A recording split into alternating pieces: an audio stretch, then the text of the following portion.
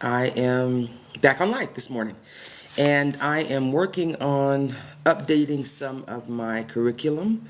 And one of the books that I use, it's probably in reverse, but it's Paradigms by Joe Barker. And some, I like to try to make things available. And so if someone doesn't have the book or doesn't have access to getting the book or funds are limited or those kind of things, or learning disabilities or just learning style differences. And I was going to do some recordings of the book, but I thought I would do it on live where I can, I'll go through first and read the chapter, and then I'll come back through and really do the discussion of the chapter. And I'll probably be using this in some upcoming trainings that I'll be doing, but it'll give me a recording of that. So today I'm going to start with chapter 1. It's a short chapter, and then I'll do some conversation. Let me just give a backstory about Joe Barker. This is a book that I use in the work that I'm doing that was about how do we fix community and looking for suggestions, looking for solutions. And sometimes, backstory to the backstory is I was working as a consultant. So I was working with churches and community nonprofits and small businesses and developing programs. And I started realizing it's not working. It's just a whole bunch of motion and money spent and grants written, and we're not getting forward motion in the issues of community. This was about 25 years ago. And during this time of finding solutions, I started really looking at social change. And unrelated to that, I happened to come across a business book. I was a business person, and it was about paradigm shifting. And what I began to realize was, even though he was speaking to the business community, the book was called The Business of Discovering the Future. And as I began to really learn about his philosophy of paradigms, I realized it has been what I've realized then and since then, it's one of the best models for how social paradigms shift. If you take his business mindfulness and say, what if could this apply to the social paradigm? And what I've realized over about the past 15, maybe 17 years is absolutely. This absolutely is a very good model to use when we start looking at social paradigms. He breaks up people in different kinds of categories, but it really is about their speed of change. Some people are able to accept change rapidly, or they create change intentionally. And then there's those people that aren't going to change from the old models until crisis happens and they have to leave. It's too painful to stay in the old paradigm. And this was before that terminology even became popular. Now I hear a lot of people talking about paradigms or paradigm shifts. And when I start questioning or listening to what they're saying, it's a vague understanding, but it doesn't have any real depth, and it doesn't really give you information or tools or framework to use it in our everyday lives or as we deal with social issues. It's kind of just paradigm shifts. It's kind of this fancy word that people kind of use, and it means kind of this nebulous thing, but there is an actual philosophy about how paradigms shift. And so this book is going to be about that. So this morning I'm going to start with chapter 1, and then I've got some notes and I'll have some conversation. Chapter is very short, so if anyone wants to jump into the conversation, please feel free. Send me a note, because I'm getting a lot of requests that look like foreign requests, maybe Middle Eastern requests. So if you want to join the conversation, just put a note that says, hey, pull me up into the box or something like that, and I'll make note of it. So this is chapter 1, Joe Barker's book called Paradigms. The subtitle is The Business of Discovering the Future. The author is Joel Arthur Barker. And this book this is not a new book. So this is publication 93, 92 of this particular book. Yeah, I thought it was a little bit older, but it's 92. All right, so this chapter 1, Watching for the Future. The future is where our greatest leverage is. Let me share with you a true story that began in 1968. It illustrates why we need to learn how to explore the future. In 1968, if anyone had asked the following question, you would have expected the same answer. In 1990, what nation would dominate the world of watchmaking? The answer, Switzerland. Why? Because Switzerland had dominated the world of watchmaking for the past 60 years. The Swiss made the best watches in the world. Anyone who wanted a good watch, an accurate watch, bought a Swiss watch. And the Swiss were constantly improving their watches. They had invented the minute hand and the second hand. They led the research in discovering better ways to manufacture the gears, the bearings, and the mainsprings of modern watches. They were on the cutting edge of research in waterproofing watches. They brought to market the best self-winding watches. They were constant innovators. What I'm trying to point out is that Swiss didn't just rest on their laurels. They continually worked at making better watches. By 1968, they had done so well that they had more than 65% of the unit sales in the world watch market and more than 80% of the profits, some experts estimated as high as 90%. They were the world leaders in watchmaking by an enormous stretch. No one was even a close second. Yet by 1980, their market share had collapsed from 65% to less than 10%. Their huge profit domination had dropped to less than 20%. By all significant measures, they had been ignominiously dethroned as the world market leader. What happened? Something profound. They had run into a paradigm shift, a change in the fundamental rules of watchmaking. The mechanical mechanism was about to give way to electronics. Everything the Swiss were good at making the gears and bearings and mainsprings, was irrelevant to the new way.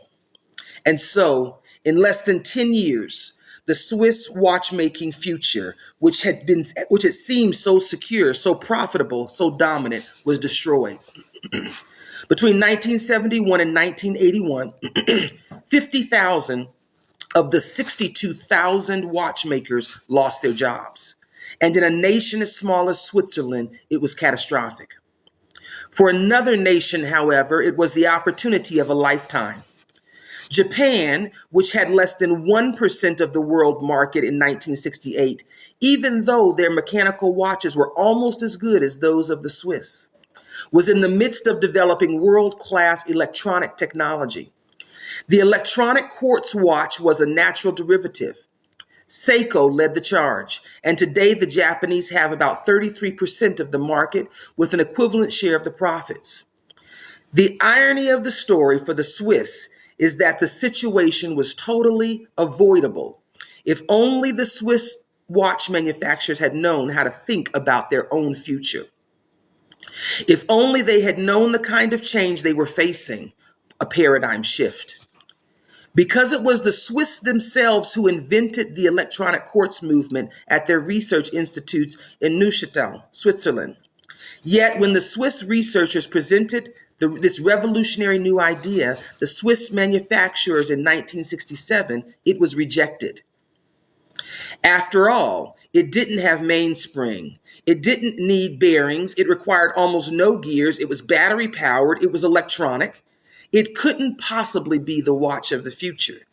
So sure were the manufacturers of that conclusion that they let their researchers showcase their useless invention at the World Watch Congress that year. Seiko took one look and the rest is history. How can you avoid the mistake the Swiss made? And keep in mind, the Swiss watch industry isn't the only one that has made such a mistake. Nations have done it. Many corporations and organizations have done it. Individuals have done it. We are all susceptible. My task is to help you avoid the Swiss mistake by improving your ability to anticipate the future.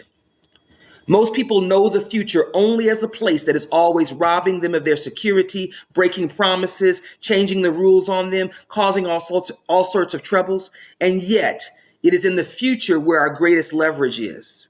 We can't change the past, although if we are smart, we will learn from it. Things happen only in one place, the present, and usually we react to those events. The space of time in the present is too slim to allow for much more.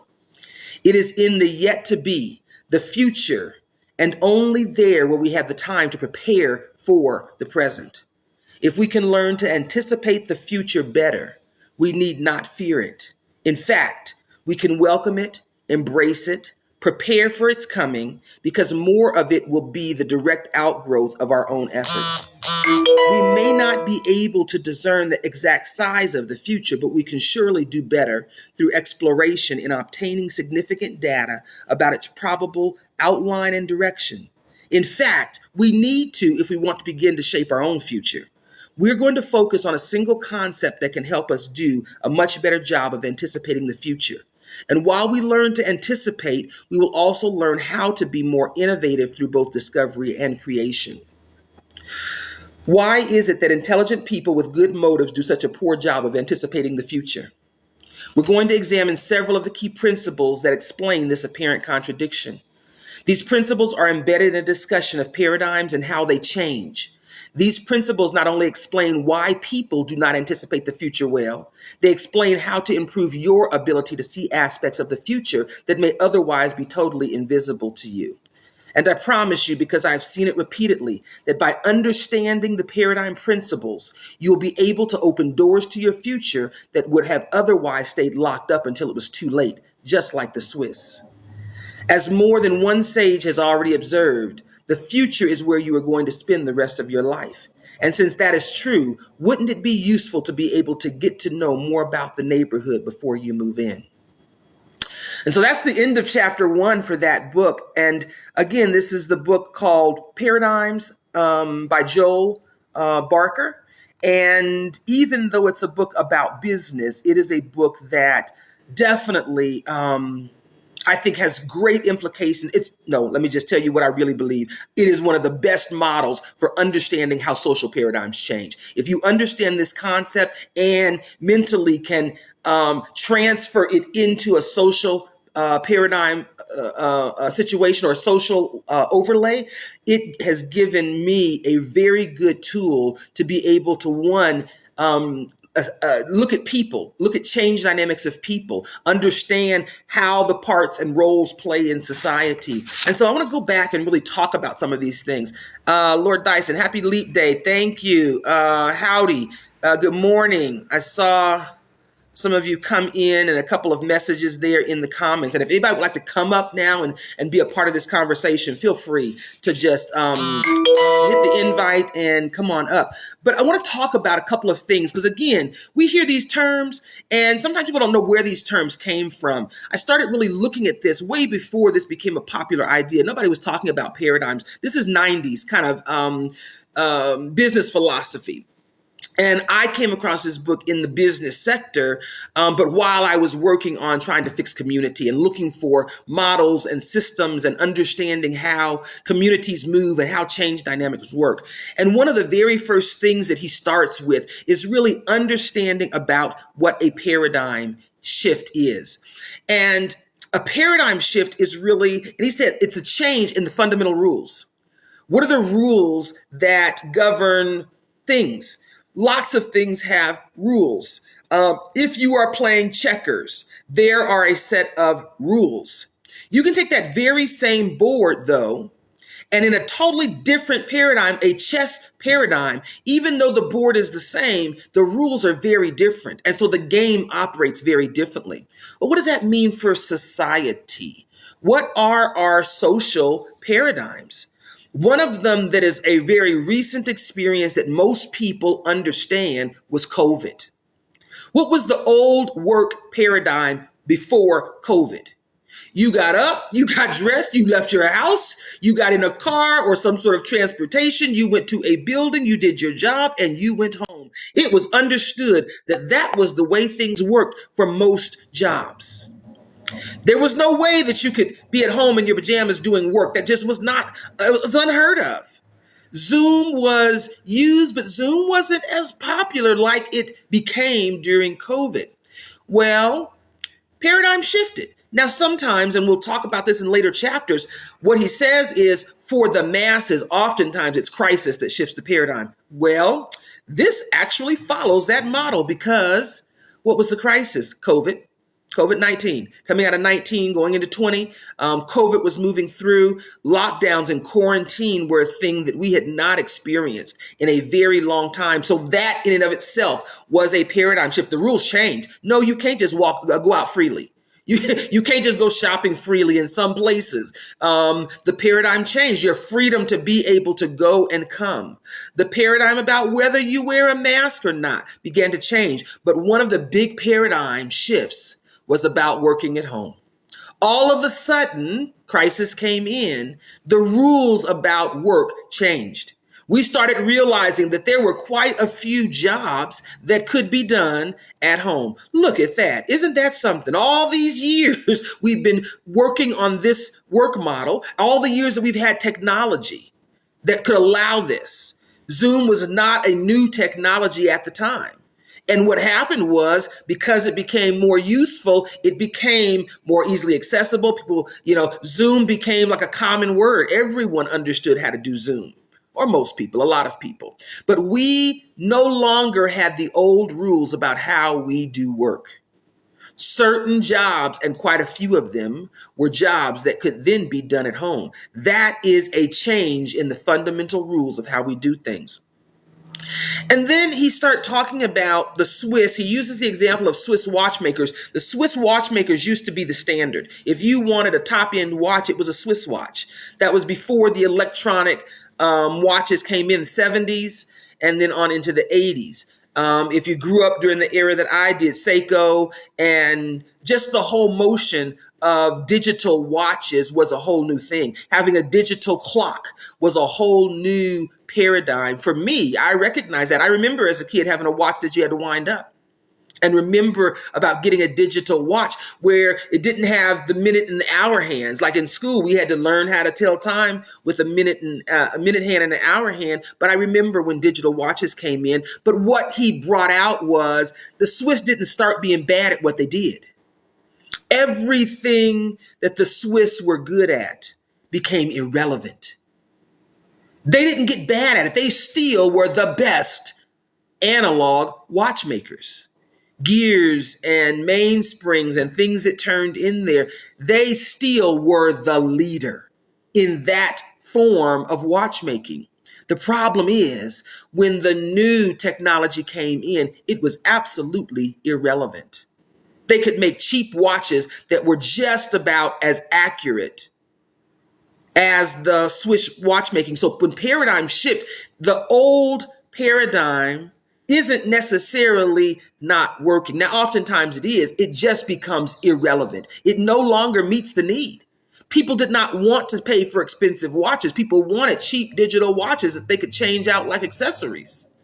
And so these are ideas that are going to build on to this whole paradigm model of really understanding what a paradigm shift really is and what his strategy is. What if you could predict the future? What if you could anticipate the future? Now, from a business standpoint, if you can anticipate the future, guess who gets to the market first? You. And so he was talking from that standpoint. But let's talk about what that means from a social standpoint. He gives the analogy that says, you can't do nothing about the past. All of us, that's obvious. And in the present, it's such a thin moment of time, the present, it's gone, it's gone, it's gone. Every instant is gone, it's gone. You can't plan for the present in the present. The only place you can plan for the future presence is in anticipating what the future is going to be. Now, if we're talking about social paradigms, and I'll keep kind of connecting it for you. If we're talking about social paradigms, what would being able to anticipate the future of the social paradigm look like? What's society going to be like in 10 years? In 5 years? In 1 year?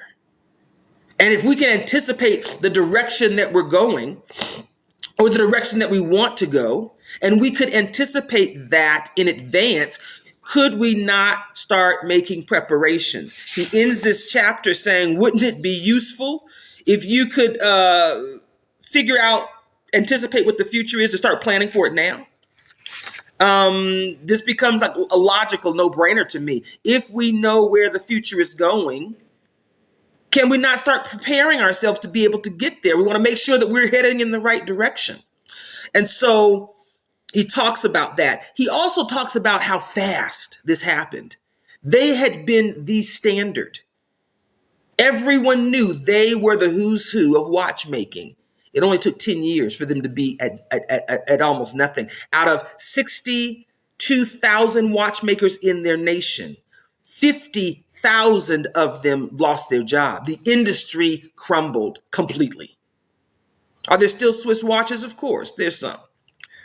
Those artisans that still do the work of the mainsprings and those kinds of things. But in a very short amount of time, as far as social time, 10 years, they lost their market share. They had almost 90% of the profits of watchmaking, and they went down to a negligible amount. They lost that profit share. The other part was when an old paradigm begins to die, it opens up the opportunity for new leaders. They didn't have the foresight, even though they had the answer. They didn't see the answer as a solution.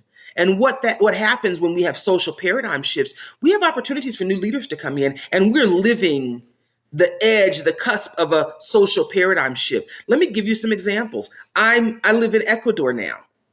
I'm an American immigrant living in Ecuador. We got a new president. He's in his 30s. Niger, Burkina Faso, Mali, some of these areas. If you look at some of these leaders, these are young people, 30s. I'm talking about young people in my children's age, These are young people. The paradigm as it shifts opens up the door for new leaders. Why? Oftentimes because old leaders don't have the foresight of looking ahead and anticipating the future. It's working for us. Let's just keep doing it. Let's just keep regurgitating these old ideas. It's working for me. I'm successful at it. I got the market share. And when it shifts, if those old leaders aren't part of the new leadership, and oftentimes they're not, it opens way for new leaders. What does that mean socially? A whole lot of the leaders that we see in place now, successful in the old paradigm. They've been killing it. They're the top end. They're the who's who. They're the top 40 of 40, top 40 in all the magazines that would rank people, rank leaders and that kind of thing. But if they are leaders in the old paradigm, oftentimes everything that they've been good at becomes irrelevant in the new paradigm. So what does that mean for social paradigms? A lot of our leaders in community, the solutions that they have, that they've been known for their success, can very quickly become totally irrelevant. Totally irrelevant. Not because the information's not there, but because they are stuck in only seeing the old paradigm, only seeing their current success. And many of them don't want to move out of that space. Ego. We'll talk about that on a different day, but ego. I'm good at what I do. I'm the leader. Well, yeah, you are, of the old paradigm. Great. Does that help you in the new paradigm? As we can see in this example, oftentimes the old leaders are totally irrelevant in a new paradigm. And so socially, we're seeing that. How many people do you hear talking about the problems and they start throwing the same old solutions at them? Those solutions aren't working so well. Matter of fact, those solutions aren't working well at all. They might have been working 60 years ago, but those solutions are no longer working for the current society. And so part of this is just an admonition that when paradigms shift, oftentimes those leaders who you see in place aren't going to be the real leaders in the new paradigm. They will be totally irrelevant. The Swiss could do nothing to compete with the Japanese and their watchmaking. They had put no real investment in digital technology, even though their researchers had. Their researchers had said, hey guys, there's some new options for doing watches. No, this is how we do watches. Irrelevant information, and they gave away the information. Gave it away. How many of our social leaders are in the very same situation now? How many of our nations are in the very same situation now? Swiss Bliss, yeah, it was catastrophic for their industry, their economics. To be a 90% market shareholder and then all of a sudden that market share be gone. The whole industry is out of work, literally. From 62,000 down to 50,000 of those 62,000 watchmakers lost. lost their jobs. There's no money. There's no market. And so part of this is realizing that when we look at leadership, and we can look on the micro or the macro level, if we look at American leadership, who are the leaders that have been successful in the past and see that they're not relevant. And some of that is, we see it in so many sectors. This is not just, community leadership, organizing, political leadership. No, let's look at things like the media.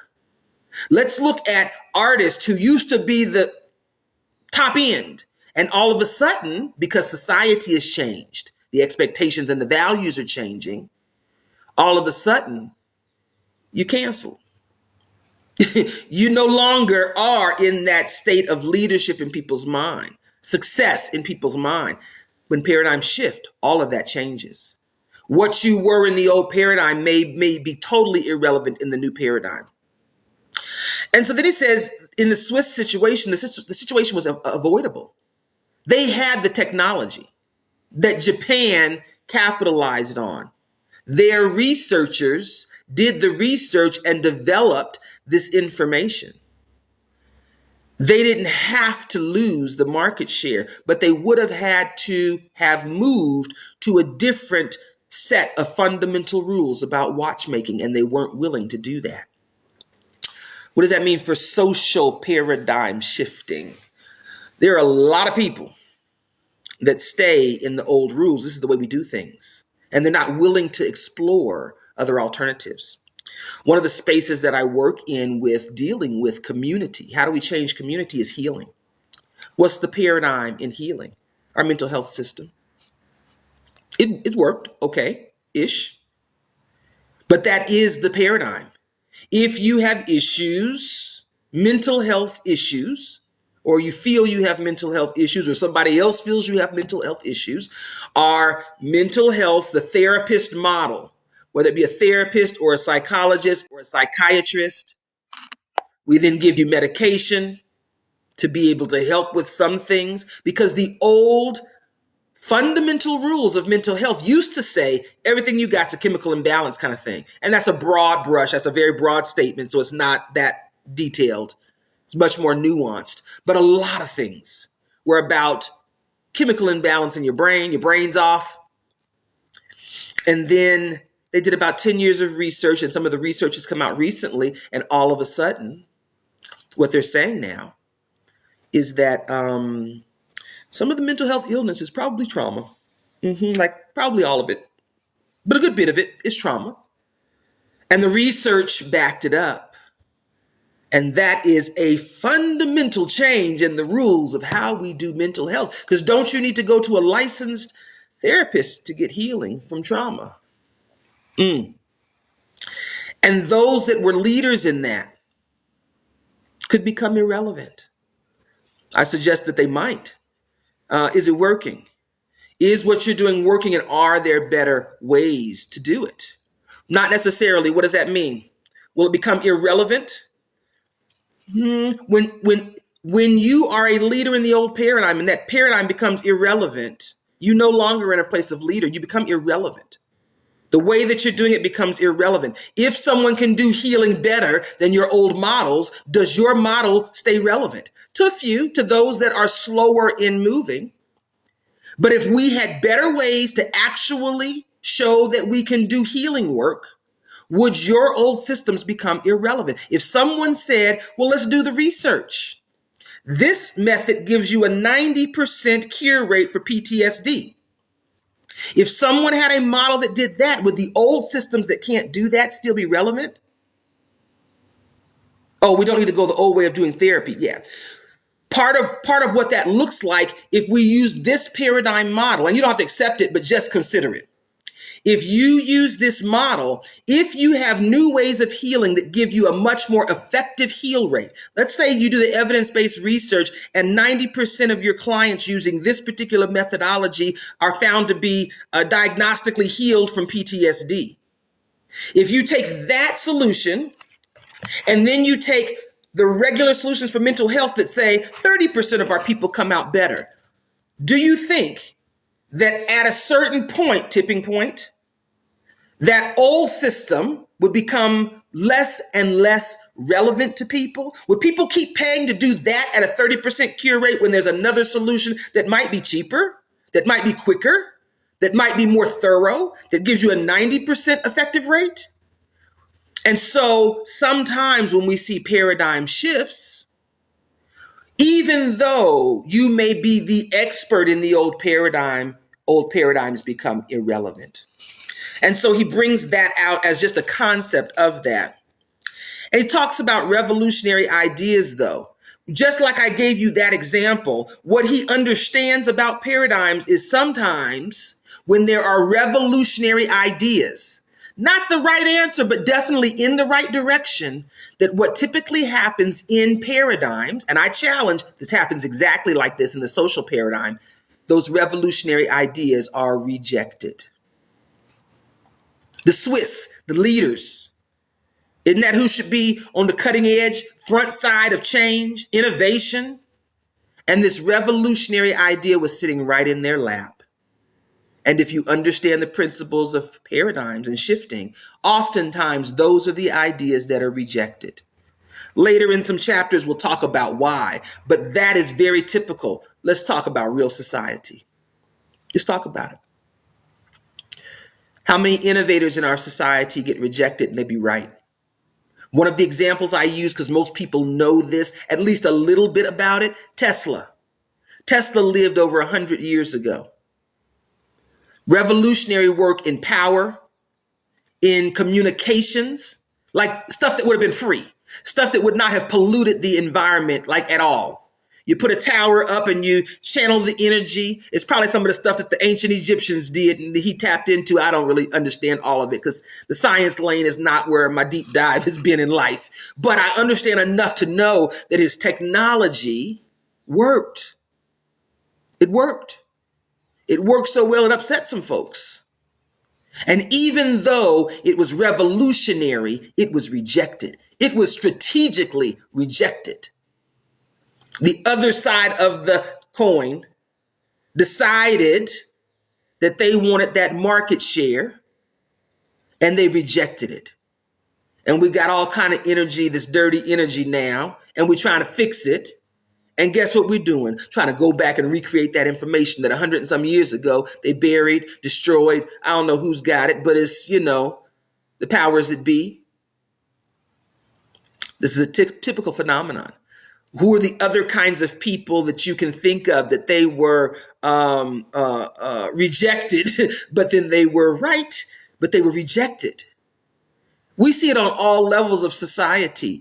The recent one that's in the buzz now is the Cat Williams and Monique. Let's just get real, real life. Not everybody, a lot of people rejected the proposition that Monique was saying about what the industry was really like. You've had others that have talked about what the industry was really like. And then, years later, all of a sudden, oh, dang, they was right.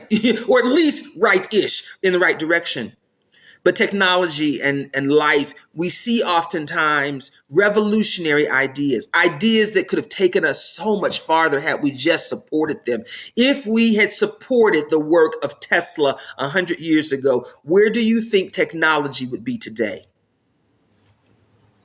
Speculate. We don't know. But I bet you could speculate that if we had been working with clean energy then, we probably wouldn't be dealing with some of the environmental issues here. We would have been on a different trajectory. If it was revolutionary back then, stuff that we still ain't doing today, if it was revolutionary 100 years ago, where would we be today with that and the advancements of technology that we've got access to? But revolutionary, even though it may be revolutionary, if you understand the paradigm shift, it's very difficult for those people to take that revolutionary idea and get support and move it forward. Part of it was because of the thinking process. The Swiss thought they'll never be the watch of the future. It's not even possible. Because why? Because we are the experts at it. A little bit of ego there that actually hurt them. But that wasn't true. It wasn't true. It didn't mean their watches weren't good, but it sure wasn't. It was possible to be the watch of the future. They underestimated. And then we talk about nations that have done it.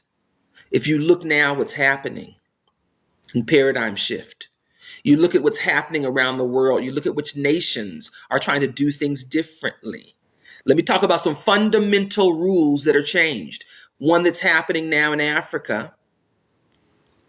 The rule was, we get to take your resources and use them for our benefit. If there's anything left, you can have what's left, but we get to come in and take your resources and use them for the benefit of our nations and building our industrial revolutions and building our nations and powering our nations.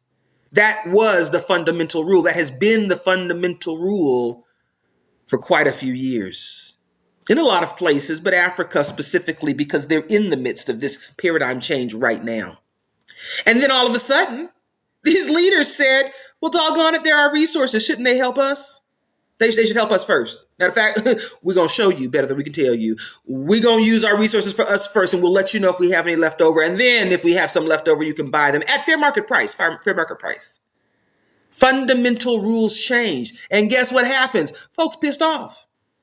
France never thought they would not be in control. They're in control of their very money system, their federal, their national reserves. The gold, the plutonium, uranium, whatever it is, all the stuff they're getting up out of there, mining up out of there. France has been the leader, and others too. But right now, what we're seeing, the visible parts are this standoff that they have, where they're saying, line in the sand, don't cross it, don't cross it, respect. And what we're seeing is some very, very probably scared nations. Never thought that you'd be out of power. The U.S. never thought someone would dare go buy oil in anything other than the U.S. dollar. That has been a standard now for about 80 years. If you buy oil and a whole lot of other commodities, you need to do it with the U.S. dollar. Never thought that would be challenged. Guess who challenged it a couple weeks ago? China. They've been preparing for it for 20 years, 30 years. They've been planning. I think, this is that, we see what you do. We're going to plan. We're going to plan to circumvent this problem, because this ain't going to be a problem no more. It's going to take us a while to get it together, but we're going to plan to fix this problem. And we saw China, first nation, do it. Well, if one does it and we don't flinch, because we can't jump bad at them, jump bad at China if you want to. But now all of a sudden, that expectation, China will always buy our debt. We can print up more money. China will always buy it. And China said, I'm going to start selling this stuff off. We're going to start selling this off. And we're going to stop using this for commerce. We're working to not. Paradigm is shifting. The fundamental rules of how our economic system is built is shifting. Now, we can be like Switzerland if we want to. But the example of paradigm says, if you choose to be like Switzerland, what happens is new leaders come in place and you become irrelevant. This is just if we wanted to consider this in a social paradigm. If we wanted to take this knowledge and consider it. I personally believe it's one of the best models for understanding how paradigms shift. Nations have done it. Another example of a major paradigm shift is Rwanda. 25, 30 years ago, genocide destroyed the nation internally, where you kill off your own people. And then an interesting thing happened. They said, well, we're going to put women in charge. Like literally, we're going to put them in charge.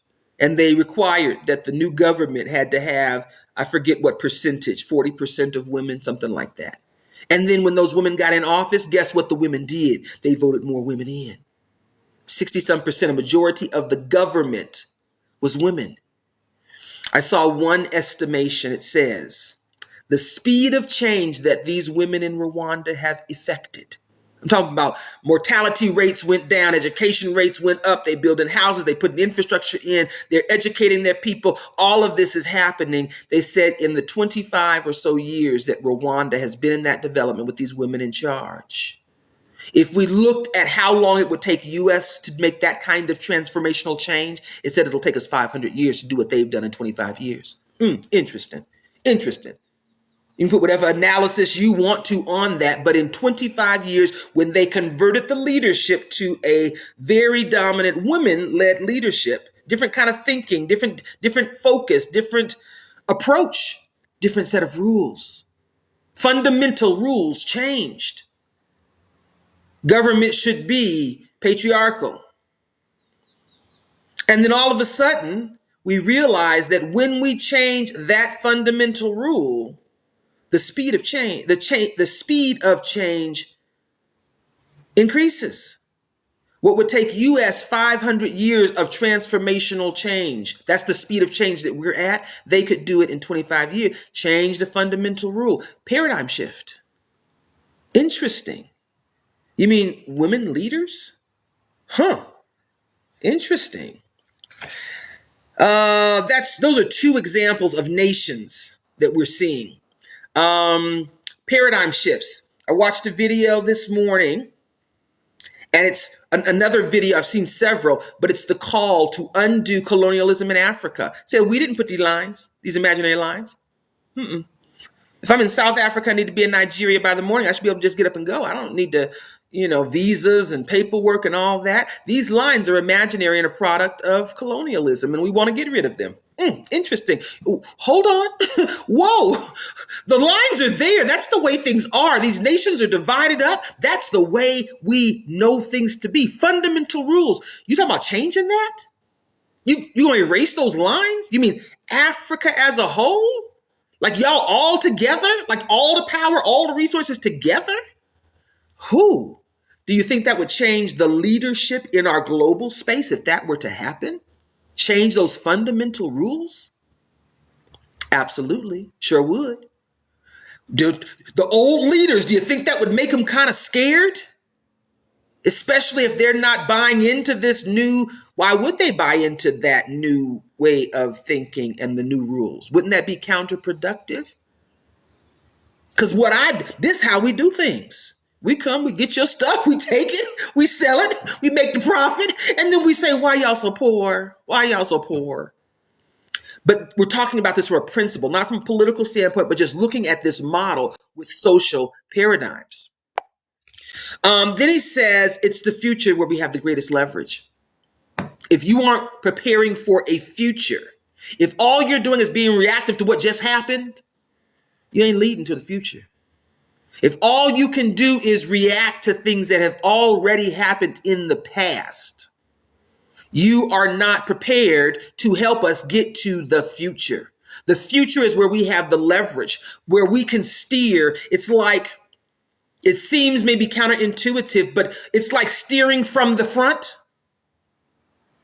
It's the front wheel drive of steering for life. It's steering from the front. It's saying, where do we want to go in life? Now let's craft the road that helps us get there.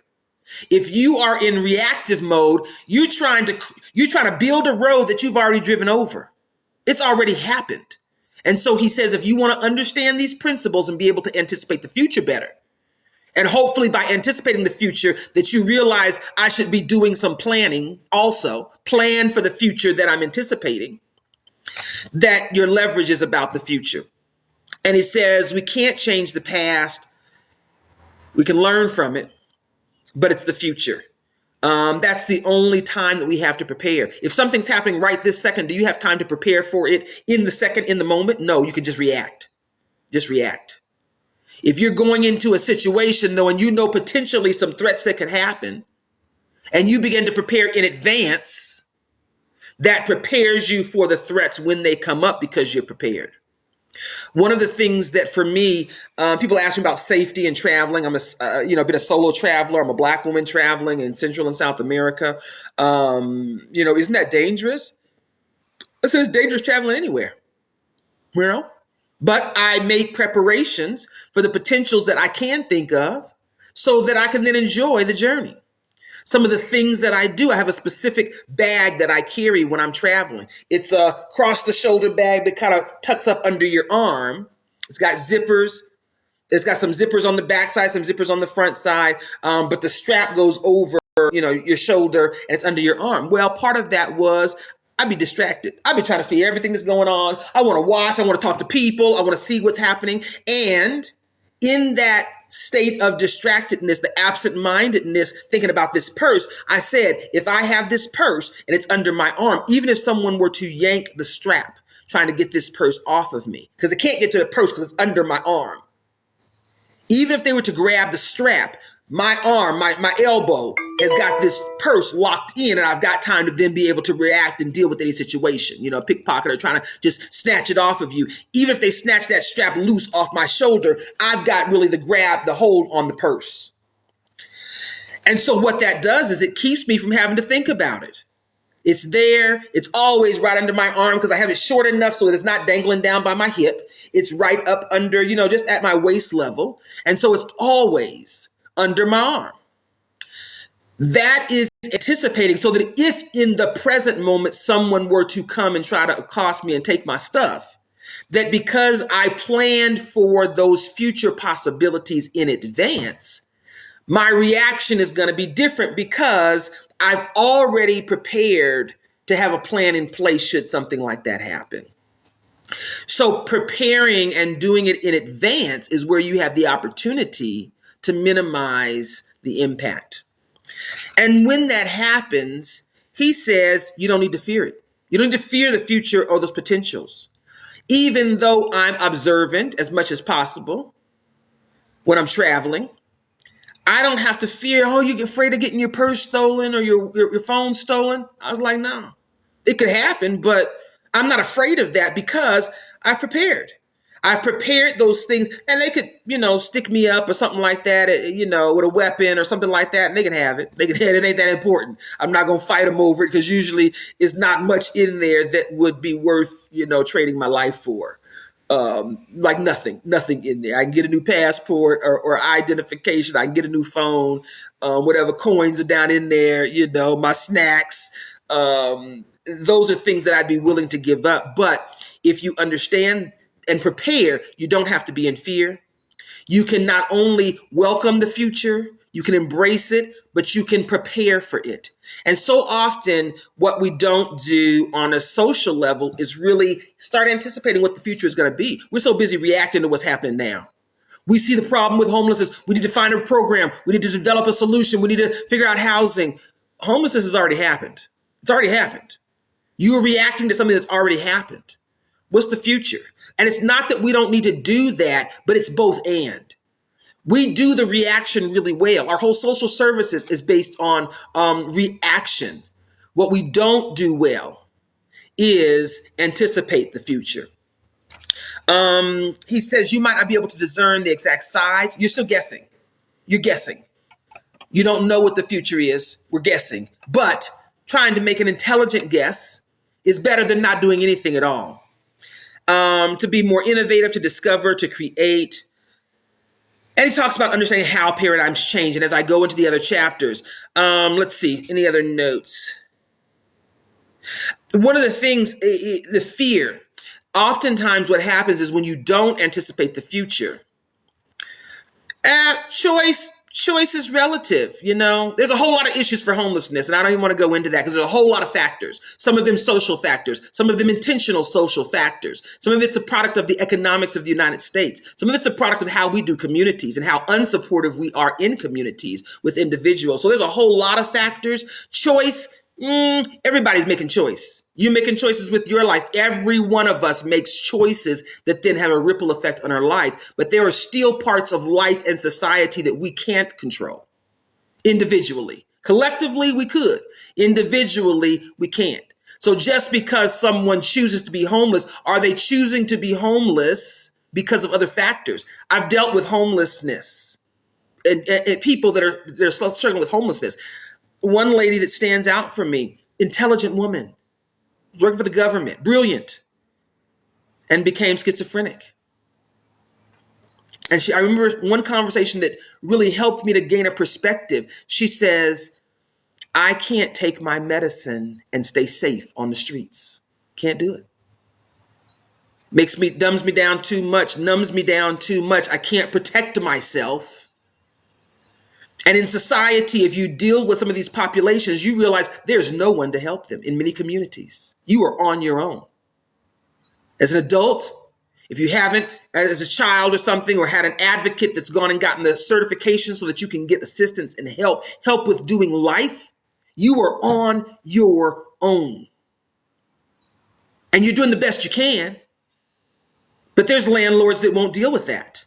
You can't do the paperwork to be able to get in. You can't manage your finances to be able to do it. You may not have adequate finances for the level of care that you need to be able to do life sustainably. So there's a whole lot of issues, and some of it ties into community and society. And some of this is about, can we not anticipate a better way? Can we not plan for the future in ways that are better? And I think we can. This is about being proactive versus reactive. In your life, if you were proactive about things like your finances, having a savings account, would it be less fearful when a crisis came up? If you had a real example, I got food poisoning on Monday morning. I was sick all day Monday. But I'm a retired farmer, but I got mini farms, my windowsill, my patio farm, my stairwell, I got plants there. And my neighbors were able to come, and there were several herbs that she knew would be beneficial for my situation. She went and picked some of those herbs and came and made me some tea. Part of that is a proactive life response. At some point, you might be sick, and it would be nice to have some of these kinds of healing herbs around your house. Well, guess what? Monday was the day, and my proactive preparation made it much easier to deal with my situation in the present.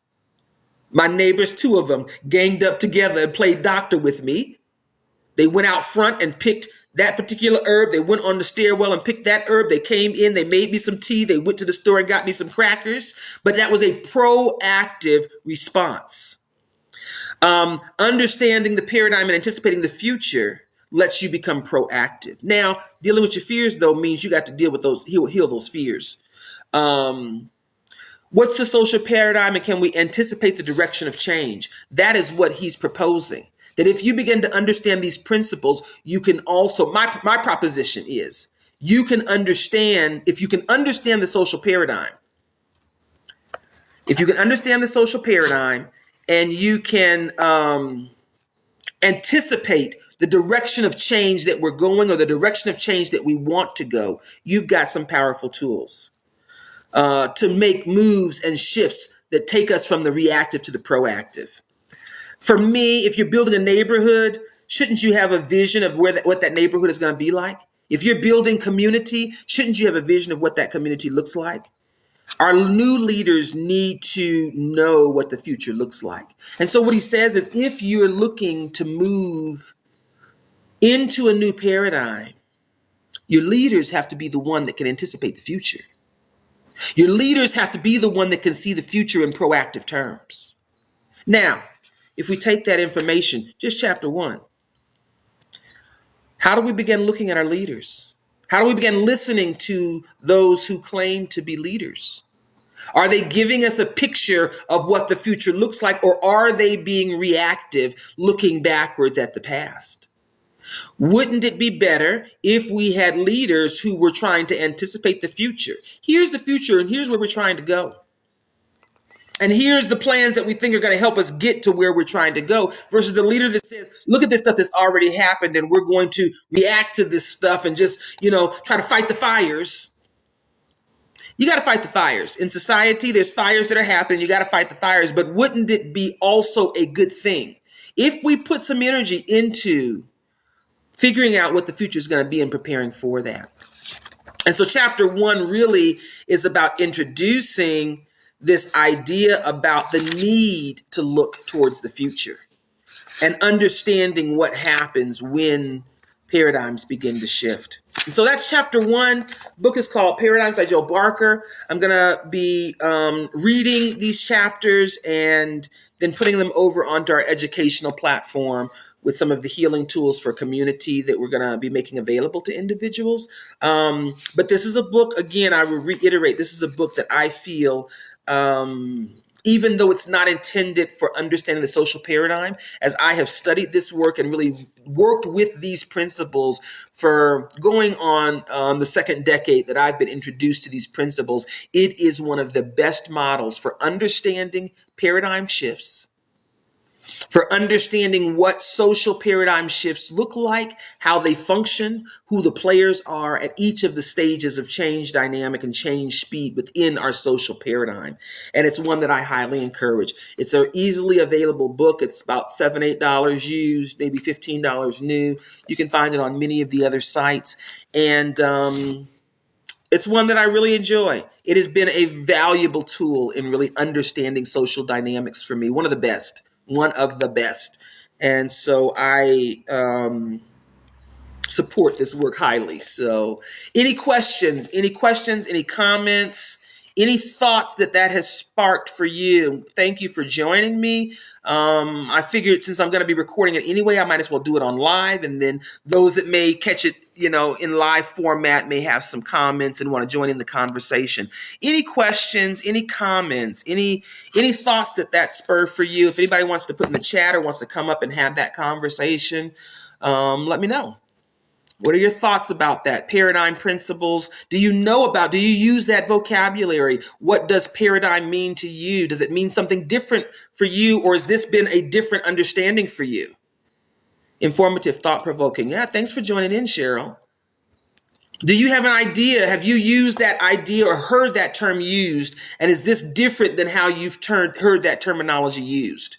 A lot of people, when they use paradigm shift, they're talking about a shift, but it's usually kind of a vague and nebulous kind of shift. There's usually not a real understanding of a lot of these principles in there that I find. And it's a powerful philosophy when you really understand all of it. And so I'll be reading these chapter by chapter and sharing some of the commentary. And this is one of the training modules that we teach from in the social tech curriculum about understanding how to build new paradigm communities, how to build for the future. And part of that becomes anticipating the future. I anticipate a future where if you can't live it, you can't lead it. If you aren't healing the ego stuff, the fear and the guilt and the insecurities and the reasons that we live through those things, if you aren't working on that to be able to get back to kind of the purity of life, where people get to be themselves, but their best selves, not their damaged selves, that those concepts of greed and hoarding of resources, hoarding of information, I think that's a place where we're leaving. This goes back to some of the indigenous prophecy. Here in Ecuador, I'm learning much more about some of the indigenous prophecy. The prophecy of the condor and the eagle is phenomenal when you really look at it, because this is a principle that they hold true to. That at a point, 500 years from a particular point in time, there's going to come a time where the eagle and the condor must come back together. They anticipate that this is the North and the South. The indigenous ways the mind and the heart have to come back together in balance. I think the new paradigm that we're moving to is this place of balance, where things come back into order, come back into balance, where we go back. That is the principle from the indigenous here in the Andes and in South America, but it's the principle of Sankofa that comes out of the African heritage, that says in order to go forward, you got to be able to go back. There's some wisdom from the past that you've got to go and bring forward. This coming back to balance. If you look at it from the spiritual plane, there's a lot of talk about the feminine energy, and part of that is a principle of science. The pendulum swings. The pendulum swinging is a principle of science. What gets you going in the other way? Equal and opposite force. What gets you going in the other way? Equal and opposite force. Well, if you look at that from a spiritual plane, if you look at American culture, and probably broader than American culture, but I'm talking specifically about American culture, and you do an assessment, where are we? Masculine, feminine, where are we at on the scale? I think we're at very masculine energy side, but it's the unhealed side of masculine energy. Unhealed side. What's the opposite force of that? Healed feminine energy. And so we see this swing. Well, if that were true, wouldn't that be working? Well, let's look back at Rwanda. You moved from a leadership style that was unhealed masculine energy to a leadership style that was the more healed feminine energy. And what happened? Change is happening. rapidly, rapidly, rapidly. And it's not men and women, it's the feminine side of our existence versus the masculine side of our existence. It's within us all. Symbolically, we see women and think feminine energy, but that's a symbolic representation. Each one of us is supposed to have this balance, the yin yang, the balance of masculine, feminine, where it ebbs and flows. It's not equal, it's an ebb and flow kind of thing. It's a pendulum swing. It's the circle. If you look at the yin yang, it's a circle that goes. One pushes the other, which, it rotates. It's that kind of motion that's a universal principle. But if we look at that in the social spectrum, what needs to be happening? We need a stronger feminine energy pool. That's nurturing. I was at lunch the other day and Carlos was serving us, but Carlos was around there frowning and grumbling and he was in there by himself, and it was stuff that was significant to him, but it was like there was a patio table, but the patio table wasn't clean, but there was 4 tables inside that were clean, but of course the person comes in and wants the patio table, so now he's got to stop it, and he was just grumbling. And so we got ready to go, and I was looking at him. I said, "Come here, Carlos. Come here. Come here." And in my best Spanish, "Come here, Carlos." And we're at a restaurant that caters to live will end in 53 seconds. We've detected inactivity during the current live. I guess I'm not moving enough. Verification is complete. I guess I wasn't moving enough, so it thought I was inactive. Okay, I think I fixed it. But we were talking to him, and I said, "Come here, Carlos. Come here." I said, and I'm trying to, consent. "You look like you need a hug." "You look like you need a hug." He said, "I need more than that." I said, "Well, I ain't giving nothing but a hug. Come on here, Carlos, and get this hug. Because you look like you just stressing out today. Come on, get this hug." Part of the feminine energy that we need in society, if we begin to look at these principles, you start putting a piece map together of what it looks like. If that's true, is that what's happening? Coming here, one of my hobby explorations as a historian, I worked as a historian for a while. I want to do research on shaman medicine and how that relates to the balancing of community. As I've been learning that, one of the shamans that I work with ayahuasca, one that I work with San Pedro, and I began to understand a little bit differently, because if you know a little bit about shaman medicine, or if you don't, I'm going to tell you anyway, but the ayahuasca is the grandmother medicine, feminine energy. The San Pedro is the grandfather medicine, masculine energy. And I understood it vaguely, but as I've done more work with understanding these medicines and how the shaman use these medicines for maintaining the balance in society, in community, I began to understand about the feminine medicine, the feminine energy of this particular kind of medicine versus the masculine energy, and how that interplays. The feminine side is more of that. Think of yourself holding a baby. I got a grandson, he's 2 now, but showed me some pictures of 2 years ago, those in your photo drive, it tells you, your memories and stuff. And look at that little bitty old baby. I talked to him last night. He's sitting there talking to me on the telephone like this with his feet up in the air behind him, kicking his feet. But his little old baby, if you want to think about feminine energy, think of holding that baby as a grandmother, grandma blanket. Think of holding that baby. Think of what that energy feels like if you're doing that. If babies aren't your thing, a cute little puppy or something, little kitty cat, whatever. But think of that little baby and think of how you interact with that baby. That's kind of the feminine energy side of how we interact.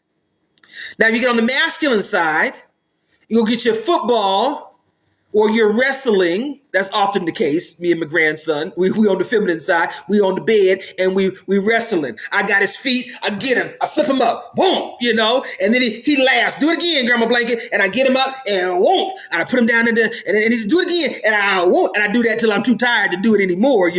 My arms hurting and I'm tired. I'm ready to sit down. I done put all this energy out there, but that kind of direction is not what you do to the little baby in your arm.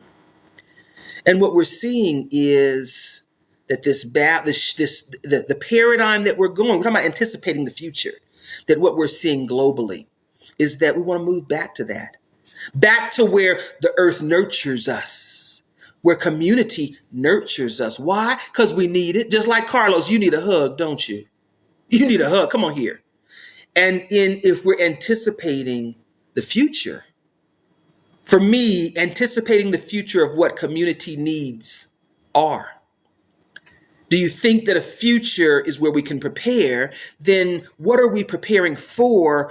If you look globally, if you look spiritually, if you look on so many levels right now, read the prophecies of the old wise sages, if you look at what's happening socially, globally, not just stuck in America, because I believe we're the last ones to make the change. We're fighting it. We're fighting it hard for a lot of reasons that make sense to me. So, it's like it is what it is. Is it good? Is it bad? It just is what it is. The pendulum has to go to the edge so they can come back. It has to make that crescendo to the extreme edge. Where are we at now? Almost at the top. It's not painful yet because we haven't changed. But the pendulum is swinging, and when it gets all the way to the edge, masculine energy, the unhealed side, then part of it is every pendulum has to come back, and your goal is to get back to center. That's the goal. If we look at society, if we use these principles, again, Joe Barker paradigms, it's reversed, but you can figure it out.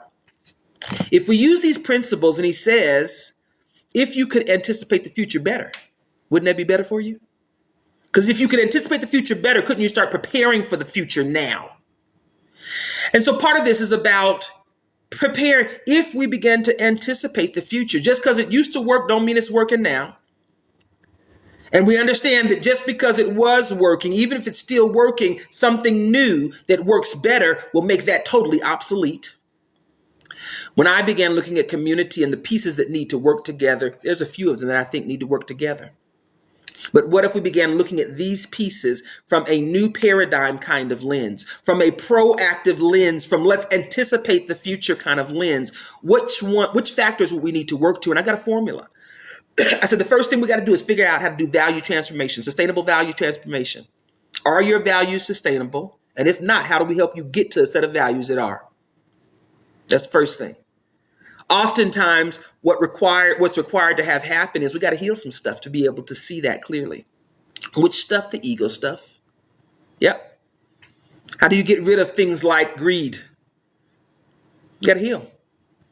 All of the issues that we have in society are a factor of our fear, guilt, and insecurities. I'm pretty firm on that. All of that boils down to fear, which is the opposite side of love, opposite side of the coin. Fear. Why do I hoard stuff? Fear or insecurity. Sometimes we hoard it because our insecurities are there. If I hoard it, guess what I feel like? Powerful. If I hoard the money, if I hoard the information, let's start small. Some of us ain't got big checks. We ain't got 10 digits in our bank account, that kind of thing. We hoard information on the low level. I've been in business for myself most of my professional career. I had a man many years ago. I was one of my first businesses. I was a franchise owner. I owned Liberty Tax Services in Atlanta way back in the day.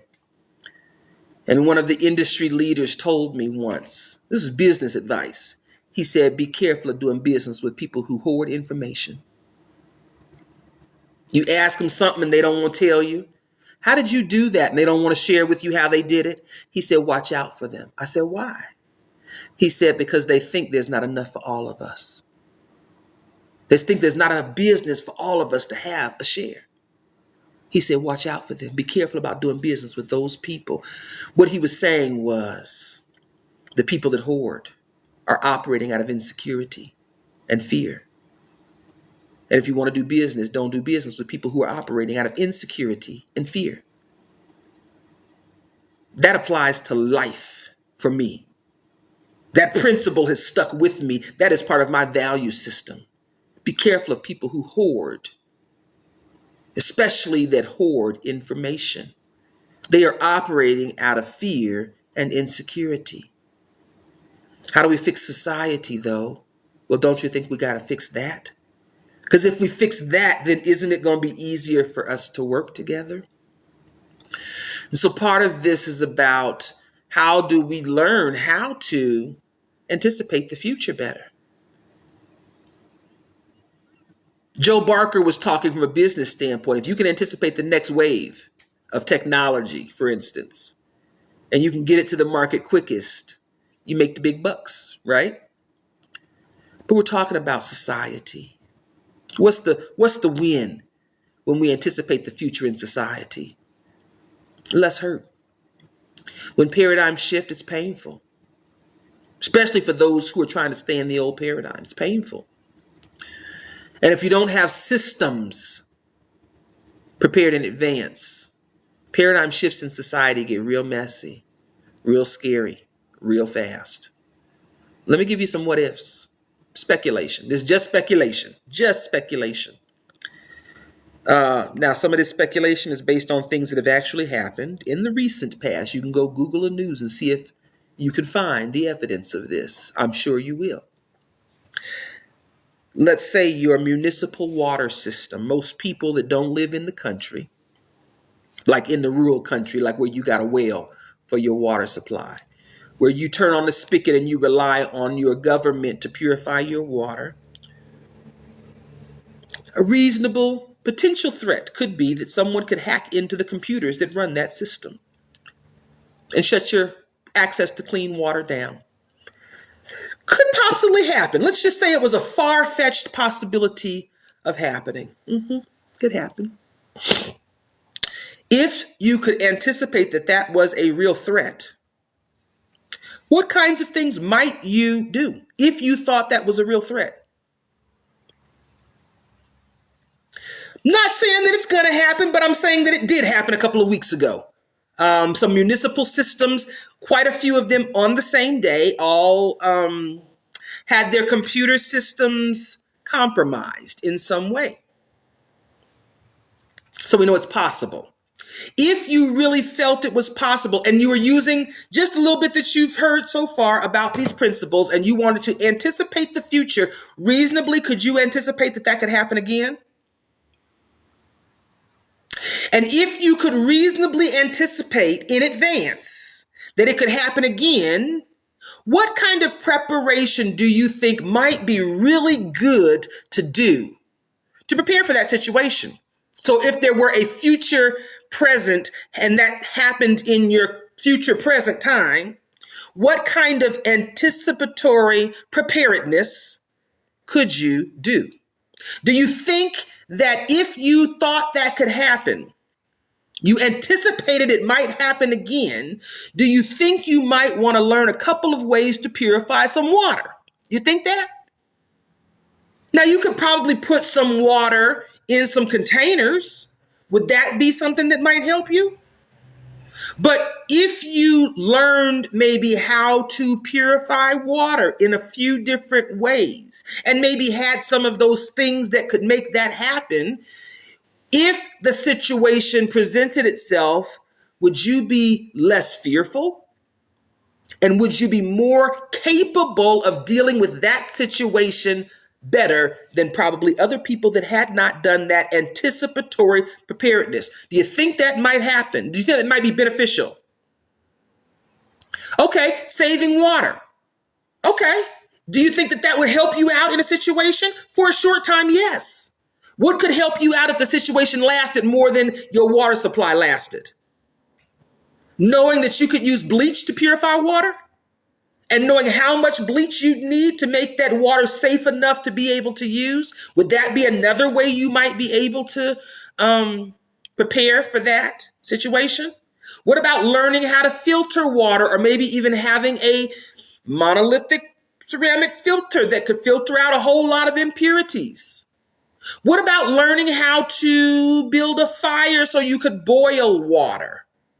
What about learning some natural ways to purify water if you didn't have that stuff? Sand, some leaves, some, organic matter that might be outside somewhere. Do you think that any of those solutions, if you thought about them and prepared for them in advance, would make a crisis like that less impactful for you? It'd be less scary for sure. You'd have less suffering because you'd have water. Or, that's one approach. That's the approach that Joel Barker would kind of lean into. Or, You wait for it to happen and then say, oh my gosh, the water's out. Now, what should we do? Now, what should we do right now? Let's figure out a plan. What should we do? Which approach do you think would help you the best or the most? Which one would be in your best interest? Cheryl, a plan? A little plan is better than no plan. If all you got is some water jugs with water in them, clean water, is that better than no plan? Is that the best plan? Depends on how long the crisis is for. Do you know how many gallons of water a day you actually need? I do. 8 is my preferred minimum. Minimum. Can I do life on less? Yep. How do I know that? Because I tested it out. I do survival training. I know what my minimum non-negotiable is. Non-negotiable is relative in times of crisis. Preparation before tribulation. Before crisis. If you can anticipate potential crisis and you plan for them in advance, do you have a better job of planning for them? Yeah. Do you have a better job of not being so fearful that you're in paralysis mode? Yeah. And so part of this principle for me is part of the foundational teachings of our social tech curriculum, because our social tech is about creating the tools for moving into the new paradigm. One, we got to anticipate where we're going, and we have. Better, life-embracing communities, economic sustainability where people have a roof over their head, food on the table, the kind of freedom in life that lets you literally live your passions, because that's what we should be doing. That's an assessment. That's my assessment. We should be living our passion. We should be living with that kind of freedom in life. Why would you be here living life to not live the things that you were made to give out? This is your lane.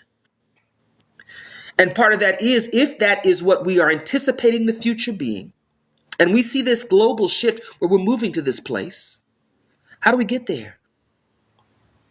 One of the foundations is we start with sustainable value-based transformation, the healing part. If the issues we got, the fear, guilt, and insecurities are what's stopping us from doing better in life, shouldn't we fix that first?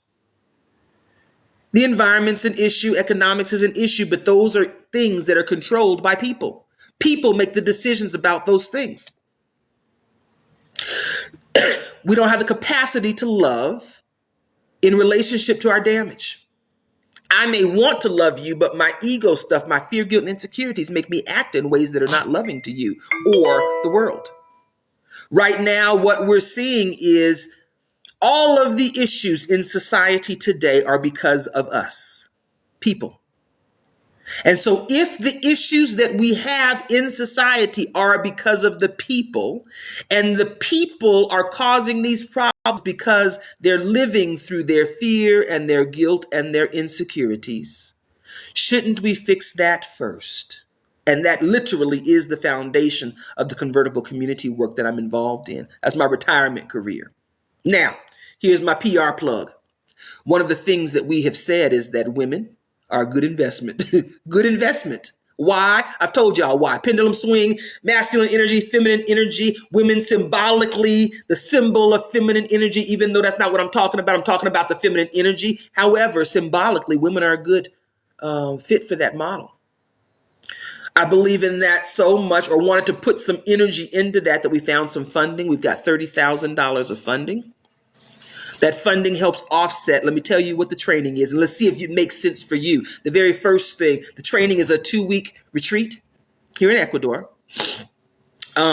Individuals have to come as a pair. You got to bring a partner with you. You're developing a healing support network. But the very first thing we do is we teach you healing tools. Because if that's the problem, if our fear, guilt, and insecurity are the problem, fear, guilt, insecurity, all of that swirls up into fear. If our fears are the problem, let's fix that first, then do the other stuff. So the very first week of this training is a week long. It's our healing vacation retreat. It gives you rest because, one, if we want to buy some emotional energy out of your life, you need some rest. Life is stressful for a lot of people. You don't have the emotional energy oftentimes to stop and do healing. And part of this is stop, take a break. Let us pamper you. And pamper you, I'm talking about pamper real nice. We have award-winning healing spas here. the old volcanic energy that's kicking up. They tell you about the gold and the silver and the copper and the zinc and all these minerals that's in the water that comes from deep within the earth. But part of that is about healing you so that your mental energy has been reignited. We then teach you and walk you through the healing tools. Which things do you heal from? We challenge you to work on the biggest boulders that you can deal with right now. Go as deep as you can, and that's your choice. But the second week of this training is hardcore. You work. And we teach you the practical skills of building a village in times of crisis. We teach you those basics: heat, cold, injury, illness, thirst, hunger, solar. We give you those 8 components.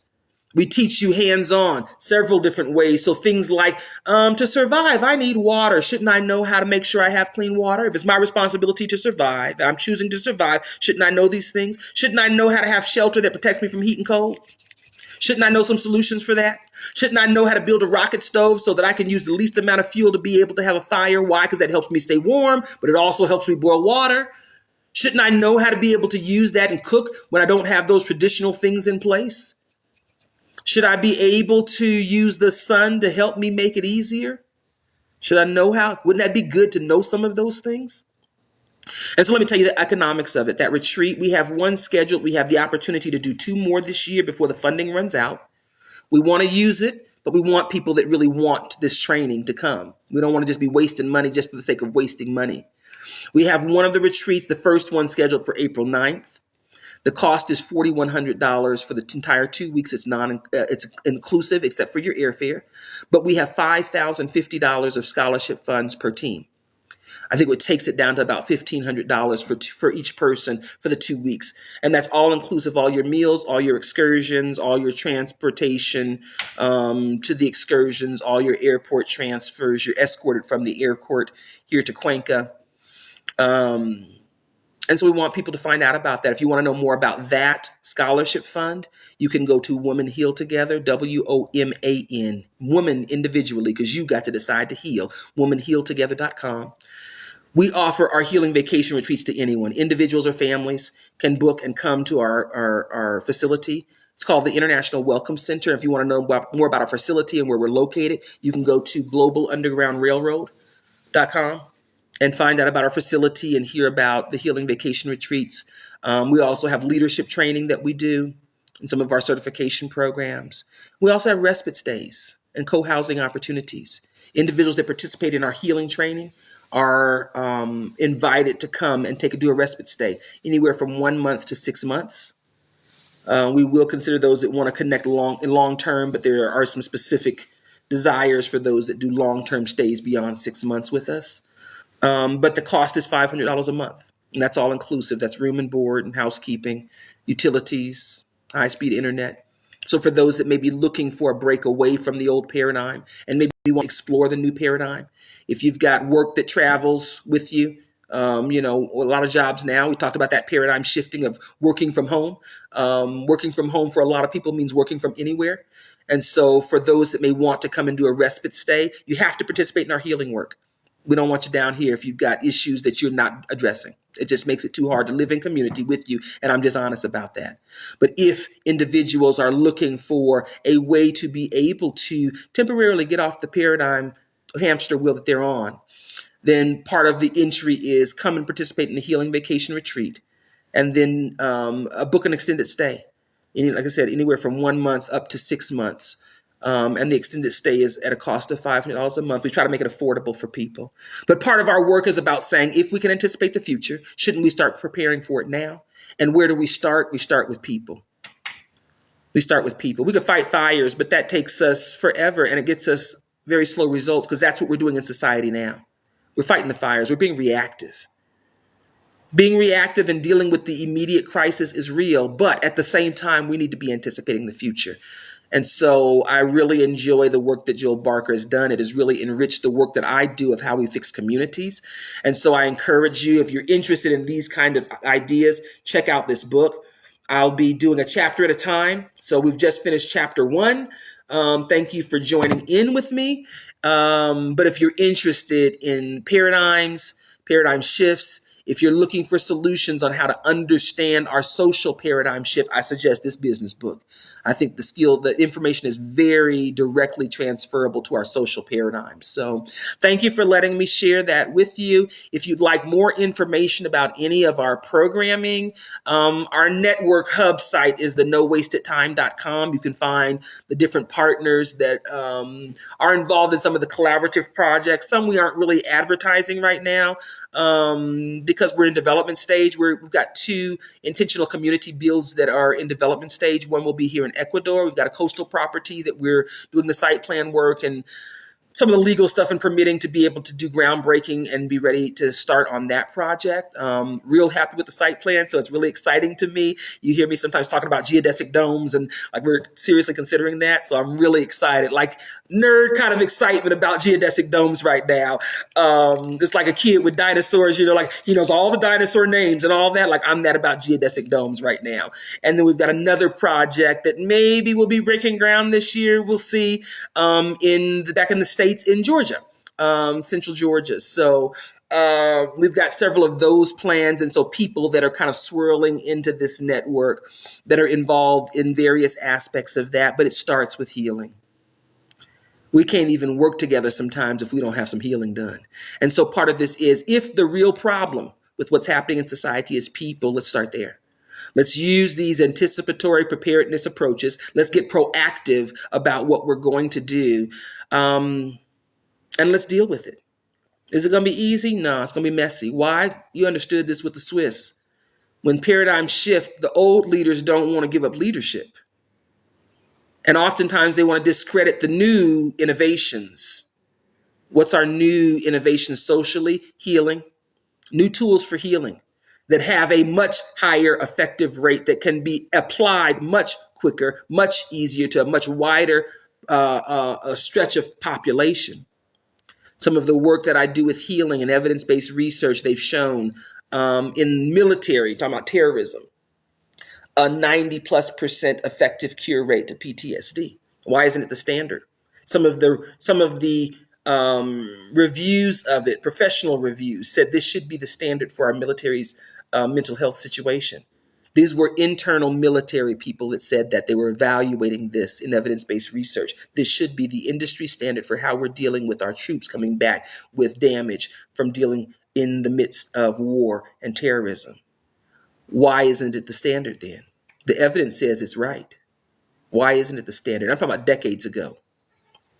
For the same reason that Tesla's information was discredited, for the same reasons that the Swiss threw out the technology that they created, that is now the common standard for most people when you think about watches. And so part of this is, if we understand this, then we can prepare for this. If we understand that shifters are who we should be looking to for our solutions, instead of discrediting them, when they come up with these new innovative ways to do things that are very different than the way we've been doing things, that we shouldn't sit around saying, well, that ain't the way we've been doing it. Or we can. And what will happen is we will become irrelevant. What does that mean socially? It means a whole lot of people suffer unnecessarily. You throw away the technology that could help them or the innovation that could help them, and then you're in crisis. If I can show you how to purify water and you know this is a potential threat and then you do nothing about it, and crisis comes, do you think that I should stop what I'm doing to then come tell you then how to purify water? Or am I going on making sure that I got clean water to drink? Maybe I will. Maybe I won't. If you've had the opportunity to prepare in advance and you choose not to prepare in advance, then I'm okay with you accepting the consequences of your choices. If crisis could potentially happen, and you understand that crisis could potentially happen, how do you understand that? Because I told you it could. I told you it could happen. And then you do nothing. And I say, but I could show you. I give you some tools to help you maneuver through this crisis, and you do nothing. That ain't the way I've been doing it. Okay, cool. Keep doing what you're doing. And then crisis happens. Where are you at? The backstory is, I work with a team 15, almost 20 years now. We did some projection work, collapsonomics work, What might it look like if society, American culture, was going to have a major social paradigm shift? And we did some projective work. We anticipated what the future might be, like this 2007, 2008. We said we think these could be the things that jump off a major social paradigm shift. We didn't know if we were right or not. We thought we were kind of in the right direction-ish. Like, we think it's like this kind of stuff that could happen. And like, if this happened, like these things happen, like any of these that happen, it could cause like a breaking. And if combinations of things started happening, guess who was right? Guess who was right? About 4 years ago, several of us started seeing some things happen in life, like the pandemic. And we kind of like got on the internet because we're all over the world. These kind of mad social scientist kind of people, fringe people. Nobody believed us. And some of those were working at very high levels of like old paradigm leadership. And we kind of got back together and was like, yo, we thought it might go down like this. Because, I'm using my principles. I use what I teach. I use it for real. That's how I know it worked, because I use it. And it was like, y'all, we was right. And then it was like, damn, y'all, we was right. Oh, man. We were right. It's happening like we thought it would. The indicators that we said were going to be an issue, any one of them could be an issue. We gave them 5. Here's top 5 issues that's going to happen.